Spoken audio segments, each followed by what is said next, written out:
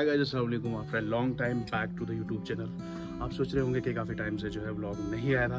Actually today is the holiday and मुझे लगा कि हमें कहीं जाना चाहिए, क्योंकि छुट्टी के कारण भैया आज स्टूडियो तो नहीं जा पाया।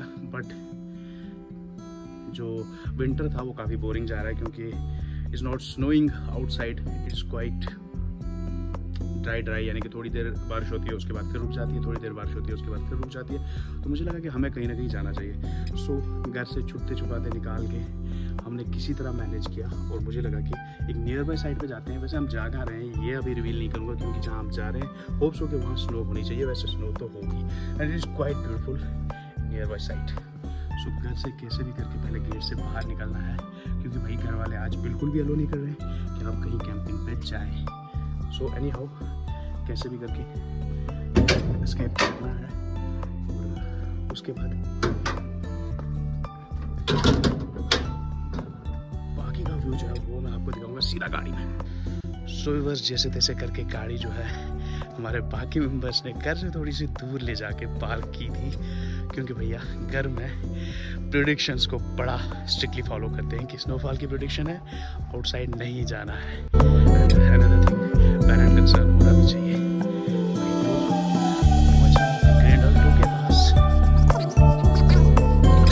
शुरुआत हो रही है हमारे घर के यानी कि बाहर इस रोड से, जो कि भैया बिल्कुल खड्डे और बड़े बड़े गड्ढे हैं। इनसे निकलने के बाद हम पहुंचेंगे जीरो, यानी कि इस रोड के 0 पॉइंट पे। वैसे तहसील हेडक्वार्टर से सिर्फ पॉइंट यानी कि 3.0 किलोमीटर की दूरी पे है ये रोड, लेकिन भैया रोड की कंडीशन जो है आप बिल्कुल देख सकते हैं। एनीवे इसको किसी और ब्लॉग में डिस्कस करेंगे, बट फिलहाल के लिए इस प्यारे से गाँव में बाहर का रास्ता नापते हैं। सो गाइस फाइनली जो मेन सड़क है वो हमने पकड़ ली है, यानी फिलहाल के लिए अभी सड़क पे कहीं भी बर्फ़ नहीं दिख रही है और हम चाहेंगे कि जितना जल्दी हो सके हम बर्फ़ के करीब पहुंचाएं। वैसे 10 से 15 किलोमीटर के इस प्यारे से सफ़र में आपको रोड के नाम पे कंटेंट दिखाने से बिल्कुल गुरेज करूंगा। फिलहाल इस सड़क पे इस प्यारी सी बस देखने के बाद दिल बड़ा खुश हुआ, क्योंकि भाई हमारे यहाँ कहीं ना कहीं जो ट्रांसपोर्ट सिस्टम है वो सही हो रहा है। यानी कि वोल्वो टाइप की इस प्यारी सी बस को जो कि लोकल रूट पे चलाया जा रहा है गवर्नमेंट के द्वारा, देखने के बाद इंसान को इस चीज़ की खुशी ज़रूर मिलती है कि हमारे यहाँ भी धीरे धीरे ट्रांसपोर्ट सिस्टम जो है वो सही हो रहा है। बट फिलहाल के लिए गाड़ी ने हमें पास करने का इंडिकेटर दे दिया है।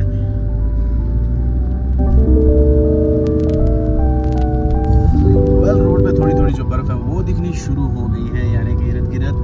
और बाकी जो बर्फ थी भी भैया कल शाम से जो बारिश कंटिन्यू हो रही है उसके कारण जो बर्फ है वो बिल्कुल पिघल चुकी है। But as we go higher there are the chances goes much higher कि वहाँ पे जो है बर्फ देखने को ज़्यादा मिले। Road conditions are not quite good. Let me show you the road.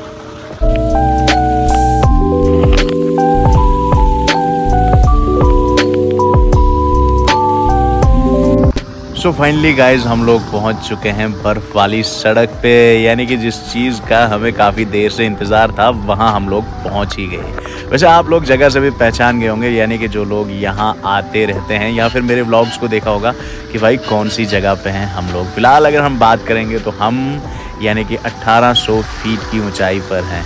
But फिलहाल के लिए अगर ये जगह यानी कि समर में आपने देखी होगी तो भैया बहुत ज़्यादा खूबसूरत होती है, लेकिन विंटर में भी बहुत खूबसूरत होती है। लेकिन आप ये वाला काम बिल्कुल भी मत करें, क्योंकि भैया अगर आपके पास 4x4 ट्रक है या फिर बिना चेन के यहाँ गाड़ी लेके मत आएँ, क्योंकि इस साल जो बर्फ़ अभी है यानी कि थोड़ी सी कम है, लेकिन यहाँ पे बहुत ज़्यादा बर्फ़ होती है।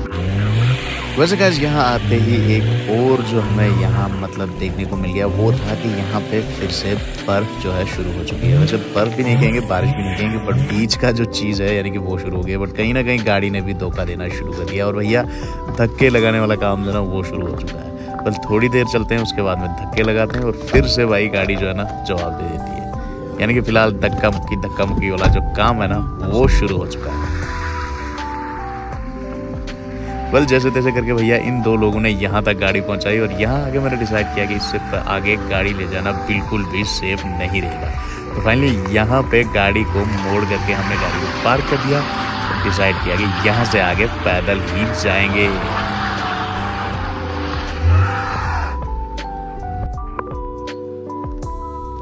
सो फाइनली बर्फ़ की चाहत में कहीं ना कहीं हम लोग बर्फ़ के पास पहुँच ही गए और मुझे लगा कि आज का जो दिन था वो बिल्कुल भी सही नहीं था।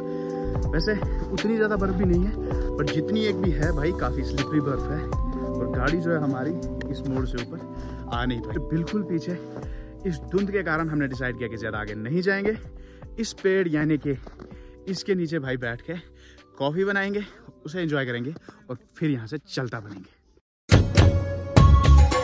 सो व्यूअर्स फाइनली जैसा तैसा करके हमने यहाँ पे सेटअप लगाया। इन चारों लोगों की तू मैं सुनने के बाद में फाइनली पोर्टेबल स्टोव को बर्फ के पानी से यानी कि केटली को भरा गया और पोर्टेबल स्टोव को यहाँ पे चलाया गया, जिसके बाद में कॉफी बनाने की तैयारी शुरू हो गई। जब तक हमारी थोड़ी सी फोटोग्राफी हुई, हम वापस जाके चेक करते हैं कि हमारी बर्फ पे बनने वाली कॉफी का क्या हाल है। आइए देखते हैं।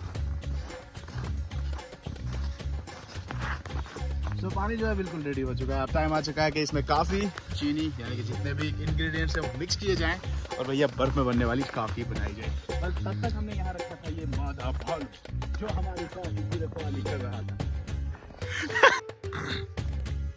और ये ढेर हिंदुस्तानी दिखने वाला ये प्यारा सा हिंदुस्तानी शख्स जो कि यहाँ कॉफ़ी को कितने दिनों से घूरे देख रहा है कि भैया कॉफ़ी का कलर पानी के जैसा कैसा हो गया। So guys finally my phone is running out of battery. जिस चीज़ का मुझे बिल्कुल भी अंदेशा नहीं था कि यहाँ जाने के बाद जो है मेरा फ़ोन यानी कि डाउन हो जाएगा। बैकअप ना होने के कारण मुझे लगता है कि थोड़े थोड़े शॉट्स जो हैं मैंने आपके लिए मैनेज किए। So guys finally the coffee is ready और कॉफ़ी पीने से ज़्यादा बेचारी कॉफ़ी की केटली की फ़ोटोग्राफी की गई। हम सभी दोस्तों ने मिलकर बहुत सारी मस्ती की, फ़ोटोग्राफ्स उठाए और उसके बाद में मिलजुल कर कॉफ़ी को एंजॉय किया। वेल फ़ोन जो था बेचारा आउट ऑफ बैटरी हो गया और उसके कारण मैं ज़्यादा शॉट्स नहीं ले पाया, लेकिन आधे इकलौते उलूते शॉट्स जो भी बासित ने अपने फ़ोन में लिए थे वो मैंने उससे लेकर आगे एक और व्लॉग मैनेज करने की कोशिश की। बट फिलहाल के लिए दीजिए इजाज़त, खुदा हाफिज़।